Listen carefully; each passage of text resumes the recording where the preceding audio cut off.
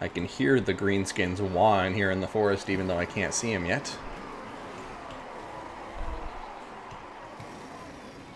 I can also hear some skin wolves.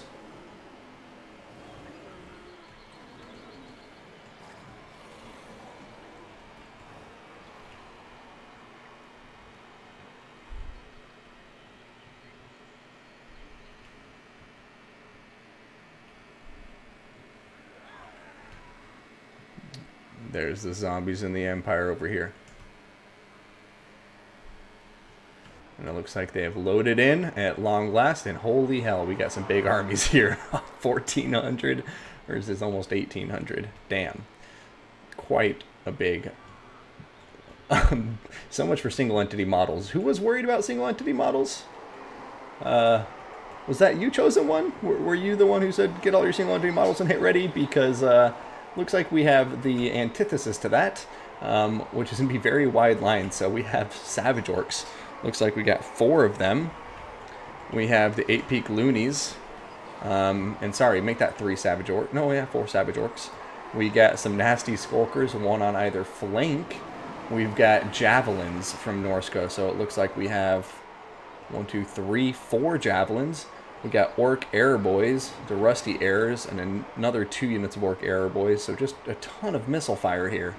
Other than that, we have some Forest Goblin Spider Riders ranked up to 7. We got the Beast of Tashnar up front. We got a couple Skin Wolves in the back here. Looks like 2 of them. We got Wolfric the Wanderer on his Mammoth, the Fimir Belfiend of Fire. And then for the leadership of the Greenskins, where are you, buddy? Aha. We got Warzag the Great Green Prophet. Going to be bringing Fist of Gork, Foot of Gork, Brainburster, Wah, and all the other fun items. So, damn, big army over here. And then another huge army on this side, actually even bigger. We're going to have Zombie Pirate Gunnery Mob, so 1, 2 of them. We're going to have 2 bombs. We're going to have 3 pole arms. Looks like on top of that, we got 2 Deckhand Mob. We're going to have 1, 2 units of Spearmen, make that 3. Got 2 Great Swords right here. We're going to have 2 Mortars, ranked up to 4. We have the Silver Bullets. We have 2 Huntsmen. And, oh man, this battle is just going to be a clusterfuck. We got some Reichsguard over here. We have a Bright Wizard. I'm imagining Fireball and Burning Head on him. Indeed, he does have that. We have Marcus Wolfheart hidden on the ground here. Going to have the Hunter Snare, Amber Bow, and what is that Swiftness one? Fleet-footed. And then we got Luther Harkin up here in the air with a Vampire Fleet Captain, the Lore Vampires down on the ground with the typical loadout. Now, this is just bananas, guys. I have to say. These are 2 very big armies, and the micro is going to be key, and both players have very strong ranged contingents. Obviously, I think the sheer numbers are going to go to the Greenskin Norsca alliance, and it looks like the balance of power is going to show that. But these bombs, if they're utilized well, may be able to get some good damage. I'm just worried they're going to get shot to death before they can do much. However, one of the X factors here is the 2 mortars, and we've seen it in the past. Mortars just decimating entire infantry or ranged contingents on the approach, especially when they're ranked up. We've seen Han do this in a few of the battles in the playoffs yesterday. Yeah, Marcus Wolfheart. Marcus Wolfheart. Marcus Wolfheart. I probably did pronounce it that way. Get lazy on my enunciation as the tournament progresses. Now, Reichsguard in the forest to protect against these Beast of Tashnar, which I'm sure are going to be looking for an opportunity to dive down and shut down these mortars. But not only do they have Cap protecting them, they have some spearmen literally plopped right on top of their crew.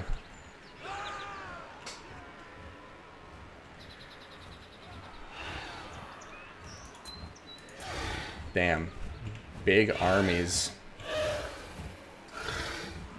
Empire pairing up with the Vampire Coast in order to defeat the most violent Wa that's ever existed. And that Wa happens to be Greenskin and Norskin combination forces.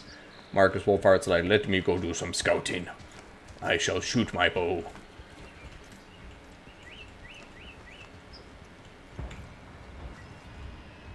Alright, the mortars are firing away. You can hear them whistling overhead. And down they go. Into Skin Wolves. Marcus and his Skin Wolves are pushing forward. And you can see Wulfric and his Skin Wolves are pushing forward. And you can see Marcus here firing away at the Famer Balfiend of Fire, trying to take care of him early. Huntsmen are going to fire into these Skin Wolves. And oh, look at that. They got the Hunter Snare on top of them. And Huntsmen are going to unload a couple nice volleys into them. And the Savage Orcs are going to be diving into it as well. Right now, Burning Head coming through. Looks like it did some nice damage there. And it may go right through these polearms, actually. Oh no, it's just going to whip them. And is it going to stop there? Oh, either way, it's kind of going to veer off harmlessly in the wrong direction now. And it does look like it may have been overcast.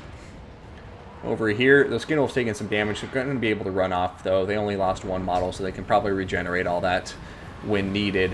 But now, in come the Savage Orcs, and Wa has been popped. Norskins and everything, getting that Wa Brain Burster going down on the Zombie Pirate Deckhand mob just to help them chew through that front line even quicker. And time will tell. But right now, it does look like there's a lot of forces going to be overwhelming this Empire Vampire Coast front line. Beast of Tashnar are diving in, trying to shut down the mortars.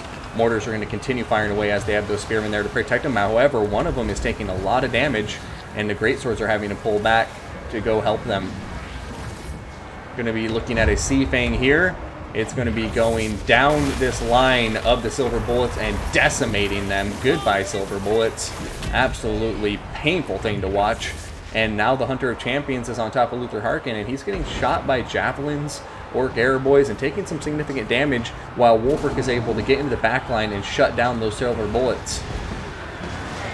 Alright, looking over here at the Norscan Greenskin right flank, though, you can see a lot of it's been repelled. These guys are routing. The Nasty Skulkers, the Savage Orcs, are all running away. However, these guys are continuing to focus fire these greatswords, who are absolutely crushing the Savage Orcs. But as they get shot in the back, it looks like that battle is going to swing in the Savage Orc favor. But look at that. They're going to break before it can happen. In comes some Forest Goblin Spider Riders. Going to be taking a lot of friendly fire from the archers here. So maybe a bit of a loss there, but they are taking care of those greatswords now. Over here, we're going to be seeing that Hunter's Snare pinning Wulfric the Wanderer in place and allowing these polearms to get on top of him. A fireball to actually miss him.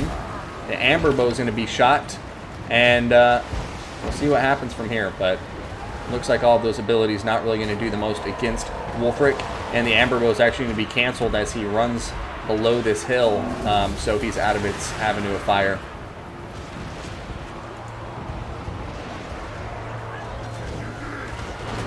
Down here, we're going to be seeing Vampire Fleet Captain fighting against a lot of these units, but in comes Wulfric the Wanderer.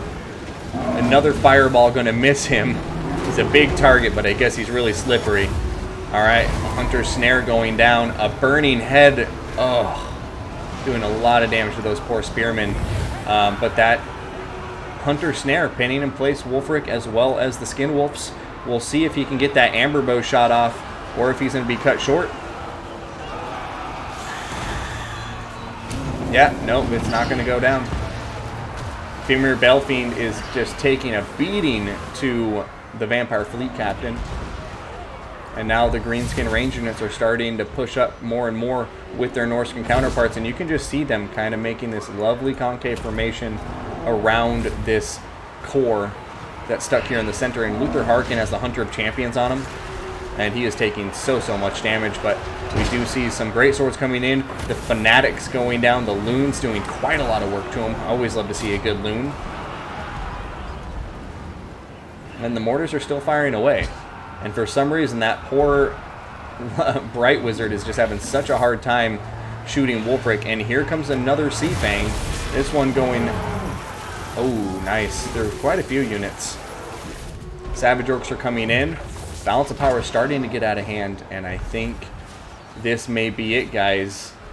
It looks like the Norskins and the Greenskins are really starting to take it to the Undead Empire Alliance. And Luther Harkin was doing some good damage there for a moment, but now he's about to get double teamed, and I think he's going to get killed by Wulfric and Wurzag. There he goes. Luther Harkin is down. That poor Bright Wizard just not hitting anything. The broadside of a Bard, indeed, Bridgeburner. And it looks to me... Hey... He missed again! What is your problem, dude? You should be ashamed of yourself. I thought he had that one in the bag for sure, and he just missed it.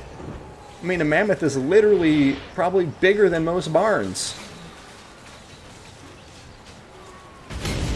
Oh, the amber bow going down on top of Wolfric. And look at it! The damage is real! He's almost dead!